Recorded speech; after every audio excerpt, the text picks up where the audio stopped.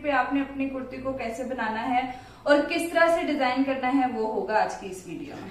तो जी कपड़े को मैंने अच्छी तरह से प्रेस करके और फोल्ड करके रख दिया हुआ है। प्रेसिंग बहुत जरूरी है। ये देखें जी, ये फ्रंट है और वो जो बैक है वो भी इसी तरह का है, बस फ्रंट पे ना नेक लाइन है। अब मैं इसको थोड़ा सा आपको खोल के बता देती हूँ कि ये देखें, इसमें कुछ शेप ऐसी है कि कुर्ते वाली बिल्कुल ये सीधी शेप आ रही है। साइडों पे जो दामन है, साइडों पे जो ये कपड़ा है, ये बिल्कुल प्लेन है। अब हमने इसको कैसे रेडी करना है, इसको हम कर्व वाली फिटिंग देंगे या स्ट्रेट फिटिंग देंगे, वो आपने इस चीज में सीखना है। जैसे कि मैं इसके प्रिंट के अकॉर्डिंग ही अपने कुर्ते को तैयार करूंगी। और आजकल आपको पता है एक फ्लैपर जीन्स के साथ आप बहुत अच्छी अच्छी कुर्तियां वेयर कर सकते हैं, जो कि ब्रांड्स पर आपको बहुत महंगी 6,000 7,000 की वो एक कुर्ती मिलेगी।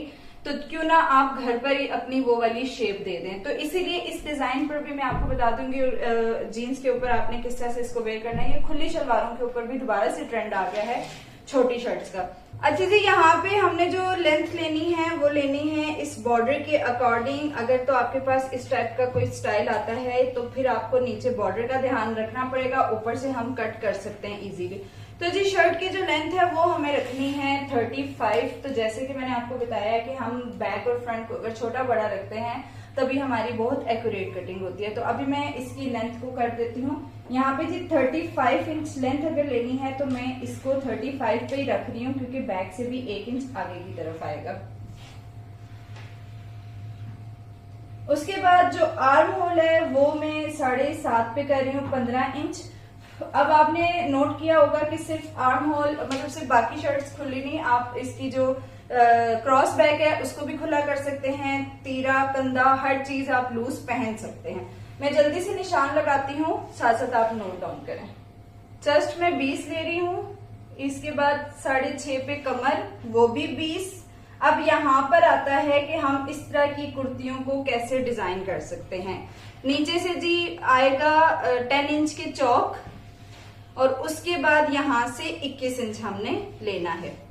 पहले वो हुआ करती थी शर्ट की कटिंग के आपने चेस्ट लिया है, कमर आपकी यहाँ पे आ रही है, फिर आप ऐसे ए लाइन सी शेप देते थे। लेकिन अब ब्रांडेड कुर्तियों में आपने ऐसे नहीं करना। आप यहाँ से यहाँ तक सेम साइज पर रहें, 20 है तो 20, 19 है तो 19, 18, 24 जो भी है आपने सेम कमर तक रहना है। अगर आप चाहें तो 1 इंच यहाँ पे भी बढ़ा सकते हैं अगर आप बहुत लूज चाहते हैं तो। उसके बाद आपने इस शेप को ऐसे मिलाना है। बाकी जो हमारे पास नीचे से आ जाएगा, हम इसी जो हमारा दामन तैयार आएगा उसको भी कर लेते हैं। यानी कि 21 अगर हमने यहाँ से रखा है तो 22 इंच हम दामन कर लेते हैं। आप सेम भी कर सकते हैं।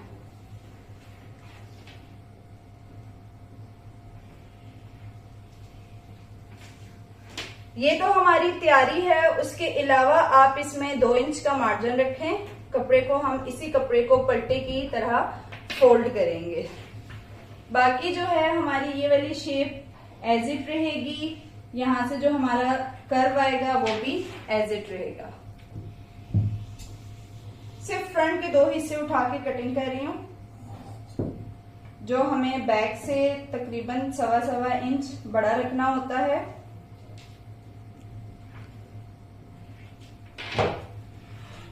बाजू का भी जो डिजाइन है वो भी आप देख सकते हैं, प्रिंट कुछ इसी तरह की है। तो हम बॉक्स स्लीव्स ही इसकी कट करेंगे।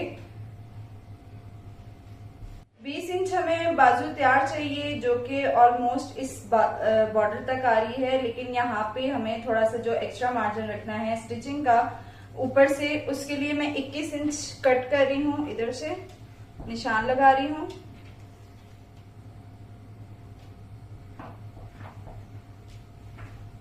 उसके अलावा जो हमारी फोल्डिंग आएगी उसके लिए मैं 2 इंच एक्स्ट्रा रख रही हूँ, ताकि हमारा थोड़ा सा चौड़ा पलटा सा बन जाए और उसकी वजह से स्लीव जो है वो भारी हो जाए।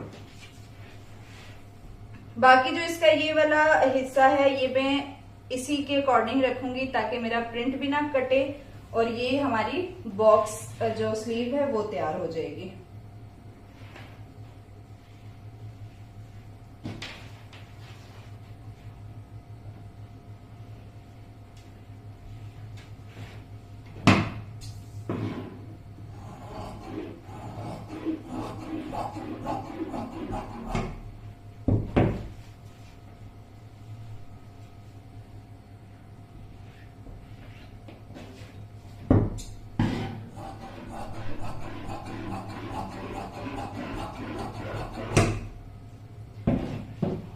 मेरी तो यहाँ से मतलब वो है चौड़ाई, आर्म होल का साइज जो है वो मेरा पूरा आ रहा है। अगर किसी का कम आता है तो ऊपर से बेशक कम